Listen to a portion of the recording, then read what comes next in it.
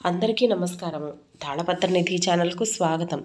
ఈరోజు మనం ఈ వీడియోలో భగవంతుడు అంటే ఏమిటి అనే దాని గురించి ఒక ఉదాహరణ తెలుసుకుందాము.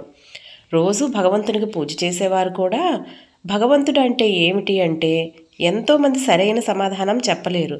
కాబట్టి ఓపిక చేసుకొని ఈ చిన్ని కథను వినండి. ఒక దేశాన్ని పరిపాలించే రాజు మనసులో ముఖ్యంగా 3 అర్థం కాని ప్రశ్నలు మెదడును తొలుస్తూ ఉన్నాయి. మొదటిది దేవుడు ఏ వైపు చూస్తూ ఉంటాడు? 2 దేవుడు ఎక్కడ ఉంటాడు? 3 దేవుడు ఏం చేస్తాడు? ఆ ప్రశ్నలకు ఎన్నో మార్లు ఎంత యోచించినా సరైన సమాధానం దొరకలేదు. తన ఆస్థానంలో ఓ రోజు సమావేశమైన పండితులను, శాస్త్రకారులను, మేధావులను ఆహ్వానించాడు.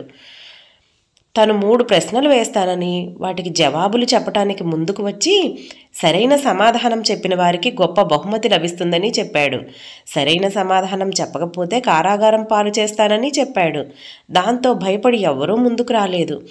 ఈ విషయం దేశమంతా చాటింపబడింది. ఓ కుగ్రామం నుండి పశువుల కాపరి ఒక ఆయన ముందుకు వచ్చాడు. రాజాస్థానం చేరుకున్నాడు. రాజ్యసభలో ఎందరో మేధావులు, శాస్త్ర పండితులు కూర్చున్నారు. పశువుల కాపరి రాజుగారి మొదటి ప్రశ్నకు సమాధానం చెప్పబోయే ముందు రాజుకో విషయం నిర్దేశం చేశాడు. చెప్పేవాడు గురువు, వినేవాడు శిష్యుడు. గురువు పైన ఉండాలి, శిష్యుడు కింద ఉండాలి అని కండిషన్ పెట్టాడు. దానికి రాజు అంగీకరించి సింహాసనం నుండి క్రిందకు దిగాడు. పశువుల కాపరి సింహాసనం అధిష్ఠించాడు. మహారాజా, ఇప్పుడు అడగండి 3 ప్రశ్నలు అన్నాడు పశువుల కాపరి. మొదటి ప్రశ్న, దేవుడు ఏ వైపు చూస్తుంటాడు? దీనికి జవాబు చెప్పండి అన్నాడు రాజు. వెంటనే ఒక దీపాన్ని తెప్పించమన్నాడు గురువు స్థానంలో ఉన్న పశువుల కాపరి. దీపం తెచ్చి సభ మధ్యలో పెట్టారు. మహారాజా, ఈ దీపం ఎక్కడ చూస్తుంది? నా వైపా, నీ వైపా? తూర్పు వైపా, పశ్చిమానిక, పైనక, క్రిందక? ఎక్కడ చూస్తుందో చెప్పండి అని ప్రశ్నించాడు. అన్ని వైపులకు చూస్తుంది అని జవాబిచ్చాడు రాజు. ఇంత చిన్న జ్యోతి అన్ని వైపులా చూడగలిగినప్పుడు పరంజ్యోతి స్వరూపమైన భగవంతుడు అన్ని వైపులా చూడలేడా? సమస్త జీవుల కళ్ళల్లో వెలుగుగా ఉన్న పరంజ్యోతి పరమాత్మే. మరి ఇక 2వ ప్రశ్న, దేవుడు ఎక్కడుంటాడు అన్నాడు రాజు. సరే, ఓ చిన్న పాత్రలో పాలు తెప్పించండి అన్నాడు పశువుల కాపరి. పాలు తెచ్చారు. మహారాజా, ఈ పాలల్లో నెయ్యి ఎక్కడ ఉందో చెప్పగలవా అని అడిగాడు. మహారాజు పాలను బాగా మరగబెట్టాలి. వాటిని తోడు కలిపి కొన్ని గంటలు కదలకుండా ఉంచాలి. పెరుగు సిద్ధమవుతుంది. దాన్ని కవ్వంతో చిలికితే వెన్న వస్తుంది. తరువాత తయారైన వెన్నను కాస్తే నెయ్యి తయారవుతుంది అన్నాడు మహారాజు. సరిగా చెప్పారు మహారాజా.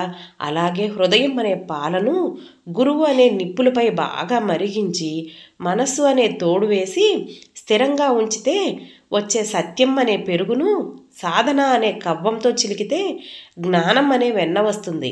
ఆ సాధన అంతర్ముఖం అనే నిప్పులపై బాగా కాచినట్లయితే పరమాత్మ అనే నెయ్యి వస్తుంది అన్నాడు కాపరి.